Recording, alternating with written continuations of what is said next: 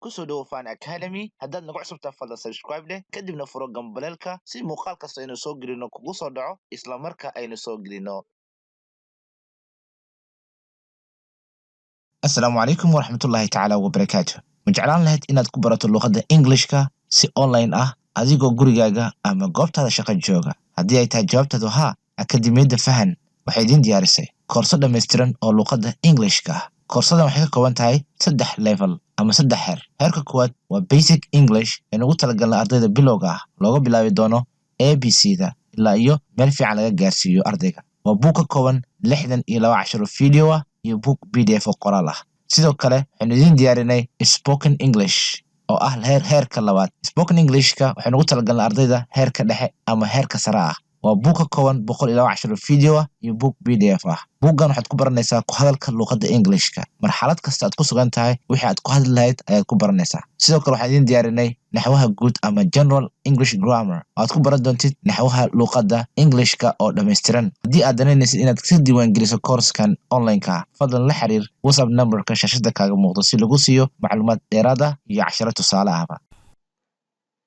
Assalaamu calaykum waraxmatullaahi wabarakaatuh. Kusoo dhawaada Fahan Academy. Magacaygu waa Axmed Cabduqaadir Xuseen. Cashirkan waxaynu ku baran doonaa between versus among. Waxaynu ku baran doonaa farqiga u dhexeeyo between iyo among. Af Soomaali ahaan labada waa isku mid, u dhexeeya weeyaan, among u dhexeeya. Laakiin isticmaalka xagga luqadda Englishta way kala duwan yihiin. Aynu barano insha Allah. In general, between as a preposition of place is used to say something or someone is in the middle of a space separating two things. In general, guud ahaan, between ereyga between ah as a preposition of place marka loo isticmaalayo preposition of place ahaan ama meelayaha goobta is used waxaa loo isticmaalaa to say in la yiraahdo something or someone qof ama shay is in the middle of a space inuu qof ama shay ku jiro spaceka separating kala soocaya two things laba shay ama laba qof. In general, si guud ahaaneed, between ereyga between ah as a preposition of place marka loo isticmaalayo preposition of place ahaan is used waxaa loo isticmaalaa to say in la yiraahdo something shay or someone ama qof is in inuu ku jiro the middle bartamaha of a space meesha bannaan spacekaas separating kala soocaya two things laba shay. Haddii Maxamuud uu fadhiyo inta u dhexaysa Cali iyo Jaamac, Maxamuud ayaa noqonaya qofka u dhexeeya Cali iyo Jaamac, isaga spacekii u dhexeeya bannaanaa galayo bartamaha si uu u kala saaro labadaas qof. Marka between waa kaa marka waa laba shay ama laba qof. Tusaale, there are mountains between Somalia and Kenya. There are mountains between Somalia and Kenya. There are waxaa jiraan mountains buuro between u dhexeeya Somalia and Kenya. Meesha bannaan ee ku taala Soomaaliya iyo Kenya dhexdooda waxaa ku yaalo buuro. Marka buurahaas waxay u dhexeeyaan inta u dhexeysa Soomaaliya iyo Kenya. There are waxaa jiraan mountains buuro between u dhexeeya Somalia and Kenya. Marka between waxaan u isticmaalay laba wadan, laba shay, laba qof, sidaasaa loo isticmaalaa between ama laba koox.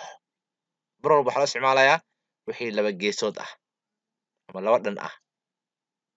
Somalia is on one side. Somalia hal dhinac jirta. Kenya is on the other side. Kenya waxay jirtaa dhanka kale. The mountains buurahana are in the middle. Waxay ku jiraan bartamaha meesha u dhexeysa Soomaaliya iyo Kenya. Tusaale labaad, the lady is standing between the two sunflowers. Marwada ama inantu waxay taagan tahay between inta u dhexeysa the two sunflowers. Laba geed oo gabaldaya ah dhexdooda ayay taagan tahay gabadha. Waxaa leenahay the lady is standing between waxay taagan tahay inta u dhexaysa the two sunflowers labada gabaldaye. Gabaldaye waxaa la yidhahdaa geed ubaxa oo la yidhahdo sunflowers ayaa jiro. Gabaldayana waa la yidhaha Soomaaliga. Haddaad u baahan tahay inaad muuqaal ahaan u aragtana waxaad ku qori kartaa Google-ka ama YouTube-ka sunflowers. There is a large sunflower on both sides of the lady. Marka waxaa jiro large sunflowers on both sides of the lady. Laba sunflower oo waaweyn ama laba gabaldaye ayaa jira oo ku yaala labada dhinac ee gabadha. Marka gabadhan waxay u dhexaysaa labadii geed ayay u dhexaysaa. There are mountains between Somalia and Kenya. Waxaa jiro buuro u dhexeeya Kenya iyo Soomaaliya. Somalia is on one side. Somalia waa dhinac. Kenya is on the other side. Kenyana waa dhanka kale. The mountains buurahana are in the middle. Waxay ku jiraan bartamaha. Marka ereyga between wuxuu tilmaamayaa wax u dhexeeya laba shay, laba qof iyo wixii lamid ah. Mar walba waxaa loo isticmaalaa laakiin laba geesood. The lady is standing. Idantu ama marwadu waxay taagan tahay between inta u dhexaysa the two sunflowers. Labada gabaldaye, labada geed ee gabaldayaha dhexdooda ayay taagan tahay. There is waxaa jira a large sunflower. Marka sunflower oo on both sides of the lady ee ku yaala labada dhinac ee gabadha. Marka between waa kaa. Haddaynu gudubno isticmaalka among. Among is used to say that something or someone is in the middle of something or group of things. Among is used waxaa loo isticmaalaa to say that something or someone in qof ama shay is in middle oo ku jiro bartamaha of something shay or a group of things ama koox shay ah. It's surrounded by something or is a part of a group.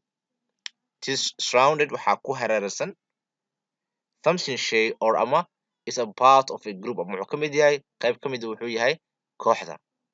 Among is used. Among waxaa loo isticmaalaa to say in lagu yiraahdo that something or someone is in the middle inuu ku jiro bartamaha of something shay or group of things ama koox shay ah. It is surrounded waxaa ku hareeraysan oo ku wareegsan by something shay or is a part of a group ama wuxuu ka mid yahay qayb ka mid ah groupka. Marka among waxaa loo isticmaalaa in la yiraahdo shaygan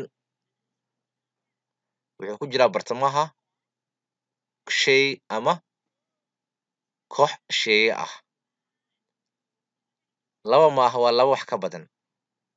Saddex wixii ka badan ayaa loo isticmaalayaa.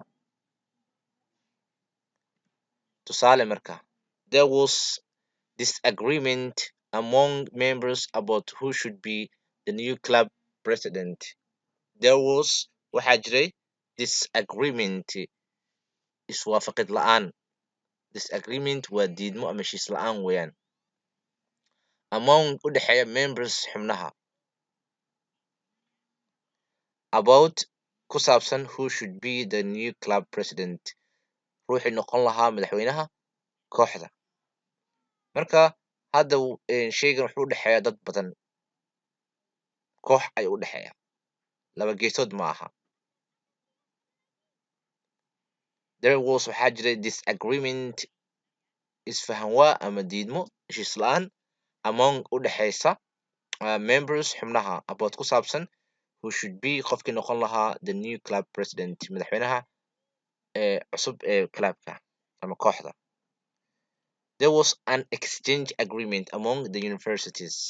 There was waxaa jiray an exchange agreement heshiis isdoorsi ah oo isku bedelanayo among u dhexeeya the universities jaamacadaha.